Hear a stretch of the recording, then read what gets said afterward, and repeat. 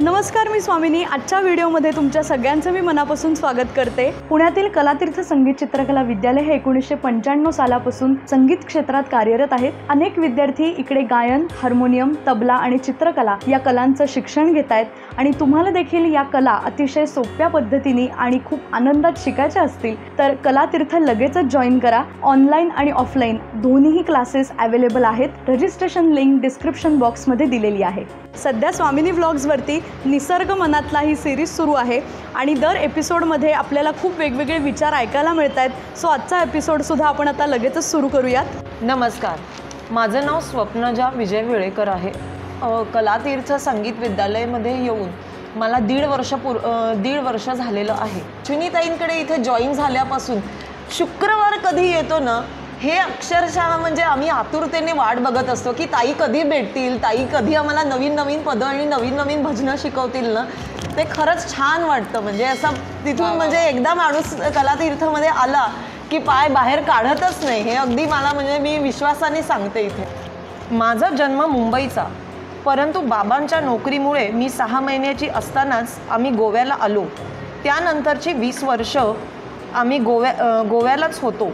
गोवा म्हणजे गोमांतक, निसर्ग सौंदर्याने नटलेला प्रांत, समुद्राने वेढलेला, नारळी पोफळींच्या बागांनी समृद्ध, कोकणाला लागूनच तसेच सृष्टी सौंदर्य लाभलेला प्रदेश।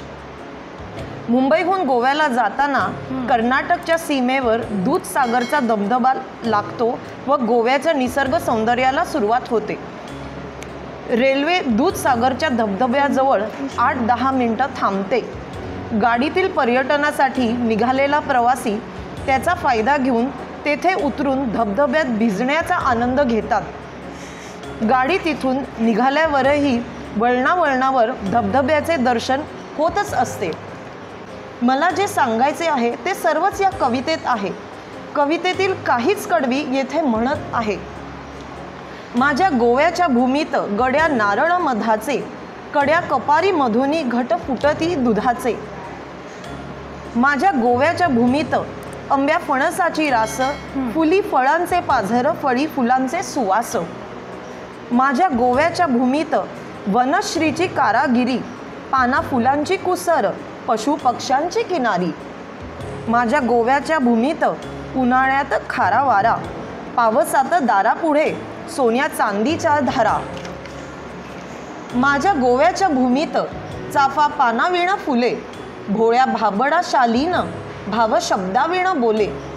माझ्या गोव्याच्या भूमीत गड्या साळीचा रे भात, वाडी आईच्या मायेने सोनं केवड्याचा हात। गोव्याचं निसर्ग सौंदर्य कुणालाही भुरळ पाडेल असंच आहे। बाबा बोरकरांची पुष्कळची आयुष्य पुण्या मुंबईत नोकरीमुळे गेले, परंतु ते स्वप्न बघतात कसे तर तृप्त स्वतंत्र गोव्यात केव्हा तरी फेसाळलेल्या लाटांपाशी सिंधू सरिते तिरी, बांधीन मी छोटेसे लाल चिरेबंदी घर, गार विलायती वेळ चढवीन भिंतीवर। फुल पाखरांच्या साठी पुढे फुलं झाडे 4, आंबा एकदा कलमी याची म्हणून या खार। गारव्याच्यासाठी काही गार नाजूक पोफळी, नागमोडी त्यांच्यावर पानवेली मिरवेळी।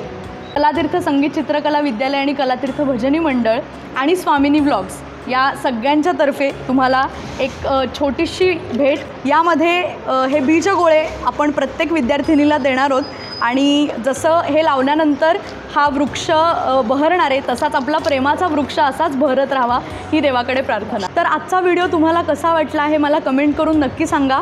त्याचबरोबर हा व्हिडिओ जर तुम्हाला आवडला असेल तर व्हिडिओला लाईक करा, तुमच्या सगळ्या मित्रमैत्रिणींना नातेवाईकांना हा व्हिडिओ नक्की शेअर करा आणि स्वामिनी व्लॉग्स या यूट्यूब चॅनलला नक्की सबस्क्राईब करा।